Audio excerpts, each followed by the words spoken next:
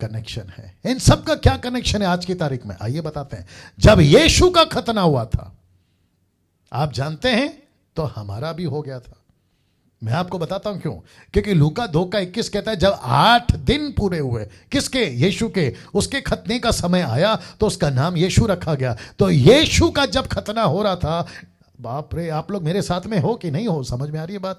जब यीशु का खतना हो रहा था तो उसमें हम सब जो आज यीशु को मानते हैं उन सब का खतना हो गया। पास्टर डैनियल कहां लिखा है, ये देखो, कुलुसियों 2:10 लिखा, तुम उसी में भरपूर हो गए हो जो सारी प्रधानता अधिकार का शिरोमणि है। कुलुसियों 2:11, 10 के बाद 11 कहता है, उसी में तुम्हारा ऐसा खतना हुआ है जो हाथ से नहीं होता, अर्थात मसीह का खतना जिससे शारीरिक देह उतार दी जाती है। तो इसका मतलब है कि आपका खतना यीशु मसीह में हुआ। जब यीशु का खतना हो रहा था, यीशु का खतना हो रहा था, तो डैनियल का, आपका, सबका, जितने लोग सुन रहे, मैं उन सब की बात कर रहा हूं, हम सबका खतना हुआ। दूसरे शब्दों में अब हमको बाहर का खतना नहीं चाहिए। परमेश्वर हमको यह सिखा रहा है यहां पे, हमको यह सिखा रहा है यहां पे। इन सब का क्या कनेक्शन है, वो पर्वत का क्या कनेक्शन है, वो हारून का क्या कनेक्शन है, बेटा कहां से बीच में आ गया।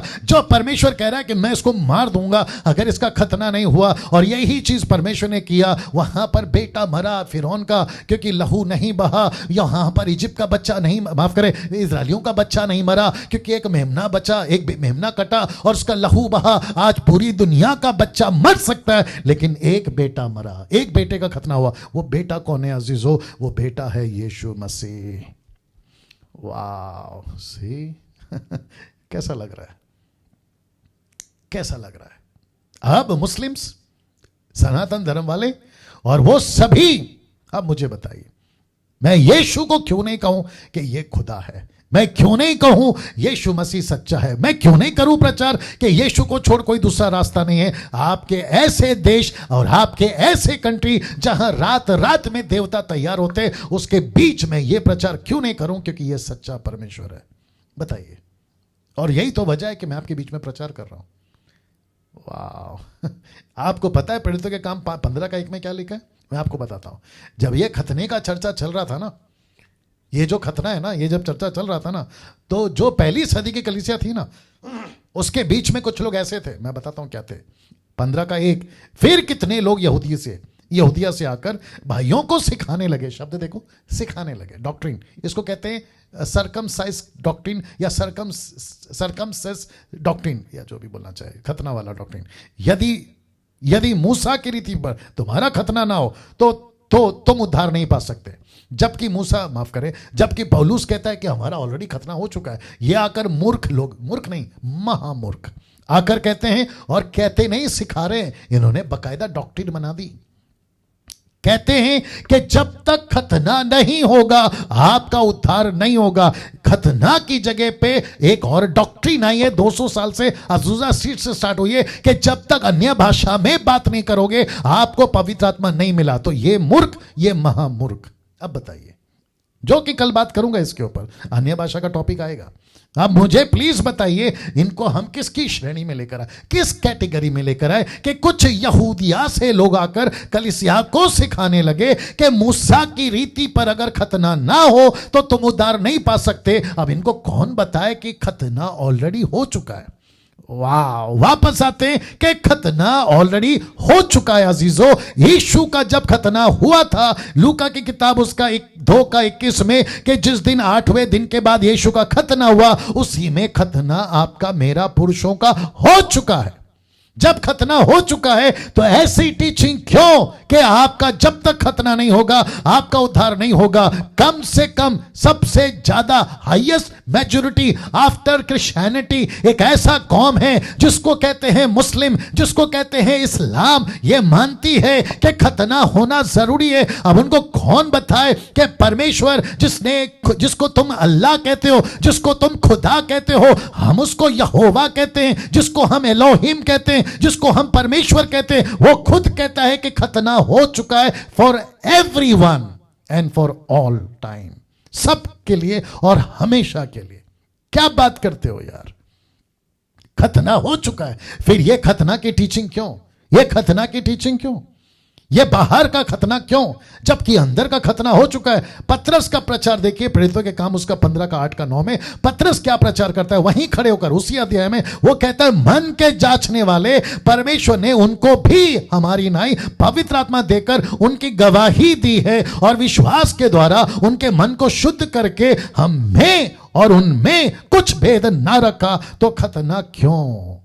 खतना क्यों? अविश्वासी की बात कर रहा है, कुरनेलियुस की बात कर रहा है। याकूब का प्रचार सुनिए, कहता है इसीलिए मेरा विचार यह है, 15 का 19 में वो कहता है, अन्य जातियों में से जो लोग परमेश्वर की ओर फिरते हम उन्हें दुख ना दें। ब्रैकेट में खतना, हम उनको खतना क्यों करें?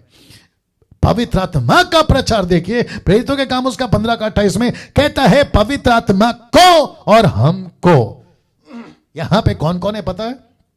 यहां पे पौलुस है, यहां पे बरनबास है, यहां पे साइलस है, सिलास। वो तीनों मिलकर कहते हैं अन्य जाति की कलीसिया को जाकर कि कलीसिया ने तय किया है, अपोस्तल के लोगों ने तय किया है कि किसी प्रकार का खतना नहीं होगा, क्योंकि पवित्र आत्मा को और हमको, प्रेरितों की कलीसिया को यानी कि अपोस्तल की कलीसिया को ठीक जान पड़ा कि इन आवश्यक बातों को छोड़ तुम पर और बोझ ना डाले, और बोझ ना डालें। अब एक डेंजर बात बोलने जा रहा हूं, खतरनाक चीज बोलने जा रहा हूं। अगर उस दिन ये मीटिंग नहीं हुई होती या ना हुई होती, कौन सी मीटिंग? खतना के ऊपर। ये देखो, वापस डाल देता हूं, रख रहा हूं, कहां गया? ये वाला। क्या सिखा रहे थे? खतना होना चाहिए, अगर खतना नहीं हुआ तो उद्धार नहीं। ये टीचिंग चल रही थी। शुक्र है पीटर आ गया, शुक्र है याकूब आ गया, शुक्र है बरनबास आ गया, शुक्र है पौल आ गया, शुक्र है पवित्र आत्मा आ गया। इसने लिखा है पवित्र आत्मा को और हमको यह ठीक जान पड़ा कि आवश्यक बातों को छोड़ तुम पर और बोझ ना डाले। अगर उस दिन यह मीटिंग ना हुई होती तो आज खतना एक डॉक्ट्रिन बन जाता। थोड़ा हजम करो, आगे बढ़ना है मुझे। दोस्तों कैसा लग रहा है? इसलिए क्या लिखा है पहला पत्र 4 का 11 में और 4 का 14 में, साथ ही साथ अगर प्रचार का गिफ्ट मिला है डंके की चोट पे प्रचार करो। मैं वही कर रहा हूं। अगर उस दिन वो मीटिंग नहीं हुई होती, उस पहली सदी में, पतरस बीच में खड़ा ना हुआ होता, याकूब बीच में नहीं आता, पौलुस बीच में नहीं आता और पवित्र आत्मा बीच में नहीं आता, तो एक डॉक्ट्रिन बन जाती कि पहले विश्वास करो, फिर बपतिस्मा लो और फिर खतना करो, उसके बाद तुम्हारा विश्वासी में, रजिस्टर्ड में, चर्च के सर्टिफिकेट में तुम्हारा नाम होगा। तो एक सर्टिफिकेट है डेडिकेशन का, दूसरा सर्टिफिकेट आता है बैप्टिज्म का, और डंके की चोट पे बोलता अगर वो मीटिंग नहीं हुई होती तो एक सर्टिफिकेट होता सरकमसाइज का, सर्टिफिकेट ऑफ सरकमसाइज, खतना का सर्टिफिकेट। क्या बात है! और फिर मुस्लिम्स और हम में कोई फर्क नहीं रहता। अब बताइए दोस्तों, मैं फिर पूछूंगा आपको खतना कहां का कराना है? ये देखिए रोमियो 8 का 2 का 28, क्योंकि वह यहूदी नहीं जो प्रगट में यहूदी है, ना वह खतना जो प्रगट में है और देह में है। ये सब खतना नहीं है, पर यहूदी वही है जो मन में है, और खतना वही है जो हृदय का और आत्मा में है, ना कि लेख का जो मूसा ने लिखा या अब्राहम ने कहा। ऐसों की प्रशंसा मनुष्य की ओर से नहीं परंतु परमेश्वर की ओर से होती है, जिसका खतना बाहर नहीं अंदर हो चुका है। यिर्मयाह 4:4 कहता है, ये यहूदा के लोगों और हे यहूदा के लोगों और यरूशलेम के निवासियों, यहोवा के लिए अपना खतना करो। हाँ, मन में खतना करो, मन का खतना करो, अपने मन का खतना करो, नॉट शरीर का। ये क्यों? मूसा के बाद, अब्राहम के बाद यिर्मयाह को यह बातें क्यों कि खतना करो, लेकिन कहां? अपने मन का। नहीं तो तुम्हारे बुरे कामों के कारण मेरा क्रोध आग की नाई भड़केगा और ऐसा होगा कि कोई उसे बुझा ना पाएगा। मैं मूसा के बेटे को नहीं छोड़ा, तुम क्या चीज हो?